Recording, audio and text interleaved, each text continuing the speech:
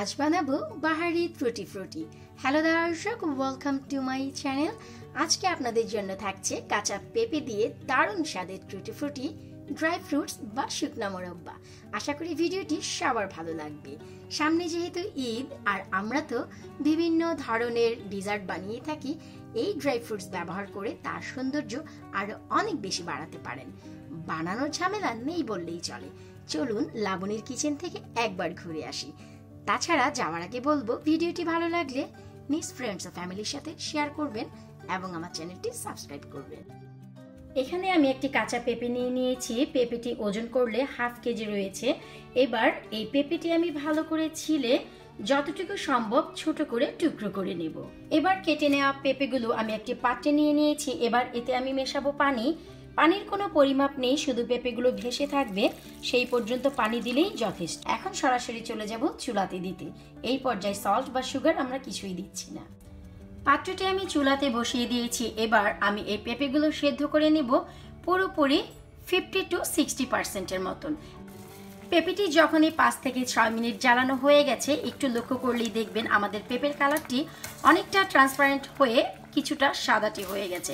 ঠিক এই সময় আমরা কি করব, অতিরিক্ত পানিটি ঝরিয়ে অন্য আরেকটি পাত্রে তুলে নেব, কারণ এর থেকে আর বেশি বয়েল করা যাবে না। অন্যদিকে একটি পাত্রে আমি নিয়ে নিচ্ছি 1 কাপ নর্মাল পানি, 1 কাপ নর্মাল সুগার। এবার ভালো করে নেড়ে সুগারটি ডিজলভ করে নিচ্ছি। সুগারটি যখনই গলে যাবে, আমাদের এই পানিটি 1 তার বা 2 তারের শিরা করার কোনোই প্রয়োজন নেই। যখনই হালকা এরকম বলক চলে আসবে, দিয়ে দিচ্ছি হাফ টিস্পুন পরিমাণ ফ্রেশ লেমন জুস। এতে করে দেখা যায় আমাদের এই সুগারের কালারটি ক্যারামেলাইজড হবে না, দারুণভাবে সাদাই থেকে যাবে। তাছাড়া যখন ঘন হয়ে যাবে, কোনো প্রকারের ক্রিস্টালাইজড এতে জমবে না। এবার বলক আসা এই শিরার ভেতর পেঁপেগুলো সিদ্ধ করে রেখেছি, সেই পেঁপেগুলো সব দিয়ে দিচ্ছি। এবার ভালো করে নেড়ে নিচ্ছি। এবার মিডিয়াম আঁচে ভালো করে পেঁপেগুলো সিদ্ধ করে নিচ্ছি এই সুগার সিরাপে। এবার চুলাটি বন্ধ করে ঠিক এই পর্যায়ে যখন আমাদের শিরাটি চলে আসবে, তখনই আমরা নামিয়ে নিচ্ছি। এবার টুটি ফ্রুটিগুলো আমরা যতগুলো কালার করব, ঠিক ততগুলো পাত্রে আমরা হালকা হালকা শিরা সহ ঠিক এভাবেই তুলে নেব। আজ আমার 4টি কালারের ভিতর একটি হচ্ছে ব্লু, তাই আমি এখানে কয়েক ফোঁটা ব্লু জেল কালার দিয়ে দিচ্ছি। এতে করে কালারটি চমৎকার আসবে। যদি জেল ভার্সন না থাকে, আপনারা সেই ক্ষেত্রে পাউডারটিও ব্যবহার করতে পারেন। এবার আলতো করে একটু নেড়ে মিশিয়ে নিতে হবে। যখনই 5 ঘন্টা হয়ে যাবে, ঠিক তখনই আমাদের এই রঙে ভেজানো মোরব্বাগুলো একেবারেই রসে টলমল হয়ে যাবে। তখন আমাদের কি করণীয়, একটি ট্রের উপর পার্চমেন্ট পেপার বিছিয়ে ঠিক এভাবে করে একটি ফর্কের সাহায্যে তুলে নিতে হবে অতিরিক্ত জুসটি ঝরিয়ে। এবার একটু দূরে দূরে সবগুলো কালার আলাদা করে একটু বিছিয়ে নিতে হবে। এবার আমরা কি করব, যদি অনেক বেশি রোদ থাকে, 2 দিনের রোদে পুরোপুরি এটি শুকিয়ে নেওয়া যাবে, যেভাবে করে আমরা আমসত্ত্ব শুকিয়ে থাকি।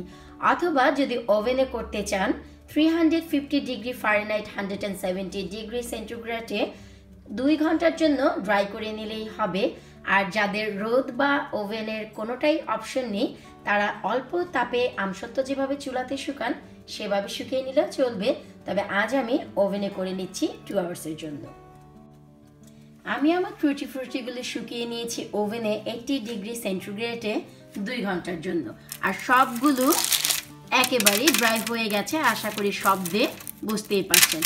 এখন আমরা যদি সব একত্রিত করে দিই, তবে আর কোনো প্রবলেম নেই, কালারগুলো একটি আরেকটির গায়ে মোটেও লেগে যাবে না। আমাদের দারুণ স্বাদের টুটি ফ্রুটি একেবারেই রেডি। আশা করি দেখি বুঝতেই পারছেন কতটা অসাধারণ লাগছে। আর এখানে নিশ্চয়ই নোটিস করেছেন একটি বাড়তি কালারও রয়েছে, অরেঞ্জ কালার। আমার বেশ খানিকটা বেঁচে ছিল, তাই তাতে আমি অরেঞ্জ কালার করে দিয়েছি। এতে করে 4টির জায়গায় 5টি কালার হয়ে গেছে। তাতে দেখার সৌন্দর্য আর অনেক বেশি বেড়ে গেছে। তাতে করে দেখা যায় আপনাদের ঘরেও মাসব্যাপী আপনারা এই ধরনের টুটি ফ্রুটি বানিয়ে জমিয়ে রাখতে পারবেন। আর সামনে যেহেতু ঈদ, আমরা বিভিন্ন ধরনের ডেজার্ট তো বানাই, সেই ডেজার্টে অনায়াসে আমরা এই টুটি ফ্রুটি মোরব্বা হিসেবে ব্যবহার করতে পারবো। ভিডিওটি ভালো লাগলে প্লিজ ফ্রেন্ডস ও ফ্যামিলির সাথে শেয়ার করবেন। আর যারা এখনো পর্যন্ত চ্যানেলটি সাবস্ক্রাইব করেননি, প্লিজ চ্যানেলটি সাবস্ক্রাইব করে আমার সাথেই থাকুন। ততদিন আপনারাও ভালো থাকুন, আমার জন্য দোয়া করুন। আল্লাহ হাফেজ।